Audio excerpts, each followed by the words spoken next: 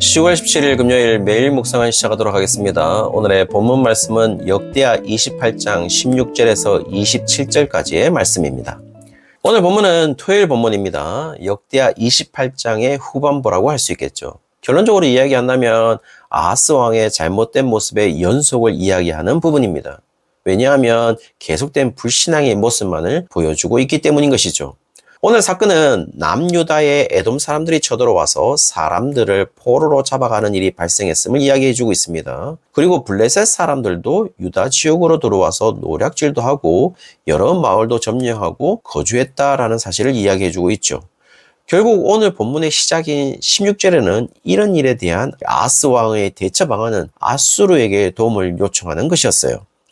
결국 이런 대처 방안은 아하스 왕이 얼마나 여호와를 의지하지 않았는지를 보여주고 있죠. 그리고 이런 일이 생겨버린 원인에 대해서 역대하 저자는 19절에 이유를 설명하는 접속사로서 키를 사용해서 정확한 원인을 밝혀주고 있는데요.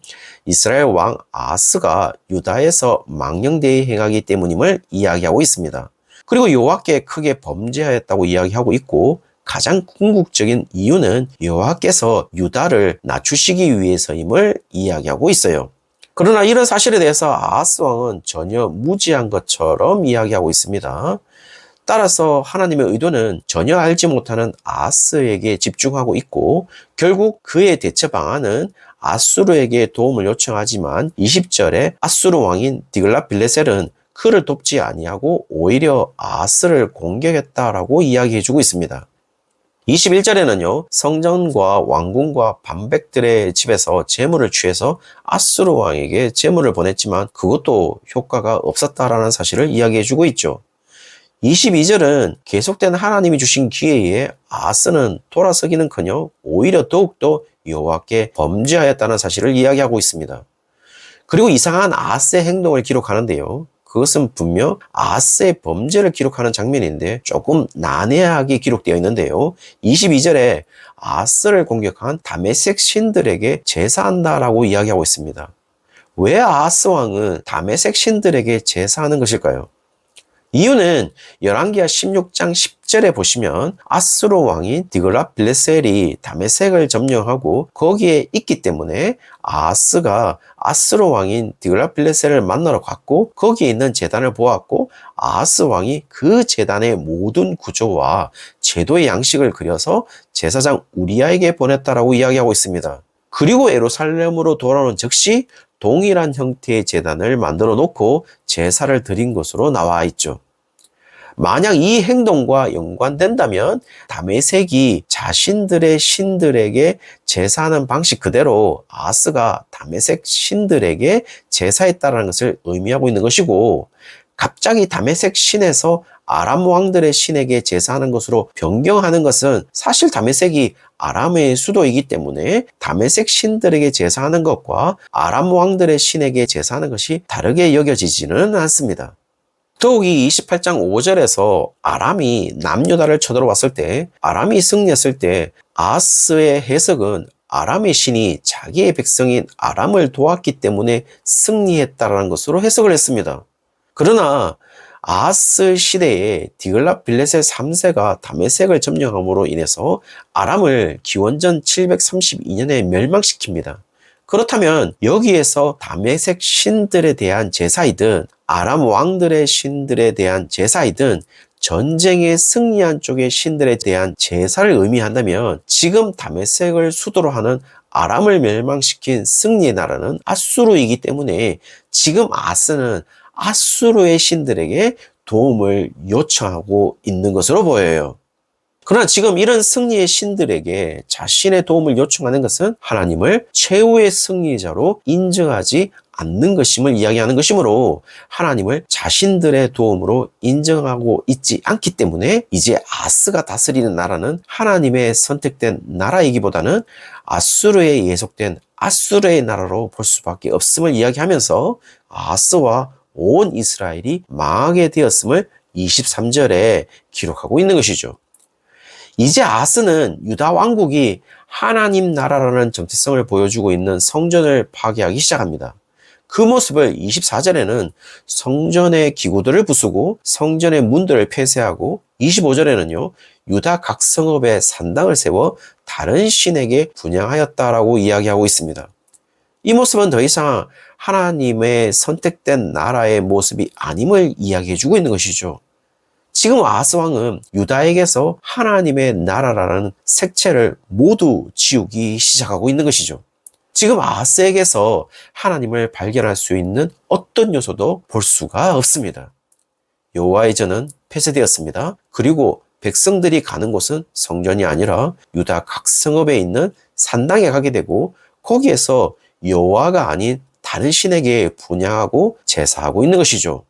이 행위에 대해서 아하스의 조상들의 하나님 여호와를 진노하게 만들었다라고 25절에 기록하고 있어요.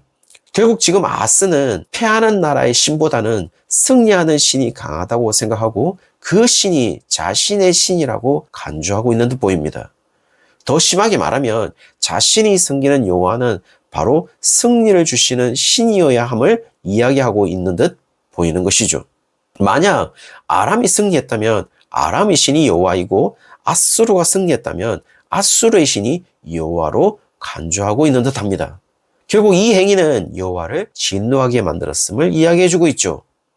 아하스의 마지막은 너무도 정확하게 이야기해 주는데요. 다윗성에는 묻혔지만 이스라엘 왕들의 묘실에는 들어가지 못했다라고 이야기해 주고 있어요. 그것은 그의 마지막은 결코 긍정적이지 못했다는 사실을 이야기해 주고도 있는 것이죠. 당연합니다. 아사나 요아스나 우시아도 처음에는 좋았지만 마지막이 좋지 못했던 왕들도 열왕의 묘실에 장사되지 못했는데 긍정적인 부분을 찾아볼 수 없는 아하스 왕이 열왕의 묘실에 장사될 리가 없는 것이죠. 오늘 아하스의 모습에서 혹시 우리의 모습을 발견하지는 않습니까?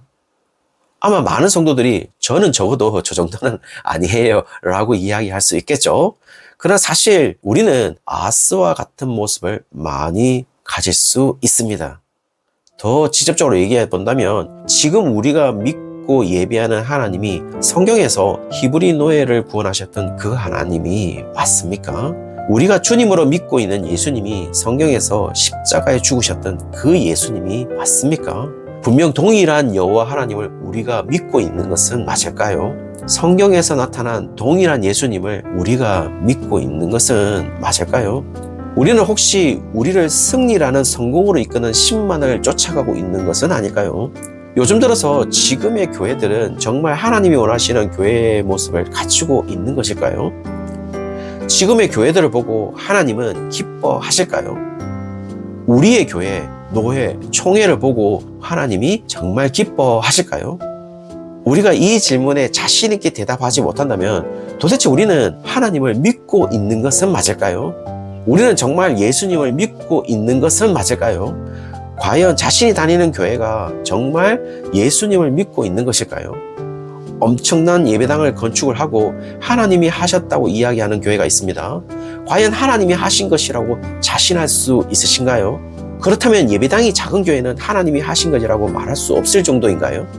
목사님들도 어느 정도 규모가 되는 목사가 되어야만 성공을 거둔 마치 영적인 신비로운 힘이 더 있는 목사처럼 행세하려고 합니다.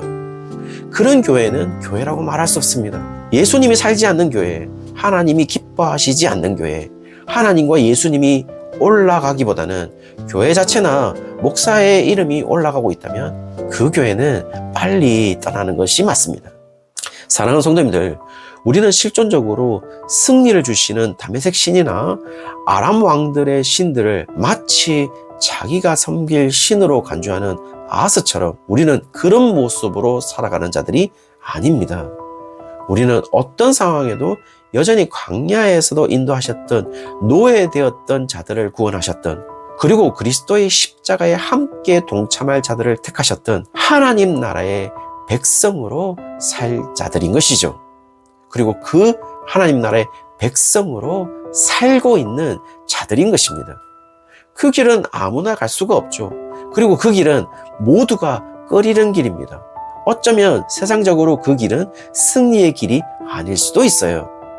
승리의 길이라면 모두가 꺼릴 이유가 없겠죠. 그렇지만 그 길이 예수님의 길이라면 그 길을 걸어갈 수 있는 것은 바로 우리밖에 없다라는 사실을 지금 말해주고 있다라는 것입니다. 아무쪼록 그 길이 예수님의 길이라면 그 길을 걸어가는, 그 길을 마다하지 않고 그 길만을 걸어가는 우리 모든 성도님들 되시기를 주의 이름으로 축원합니다.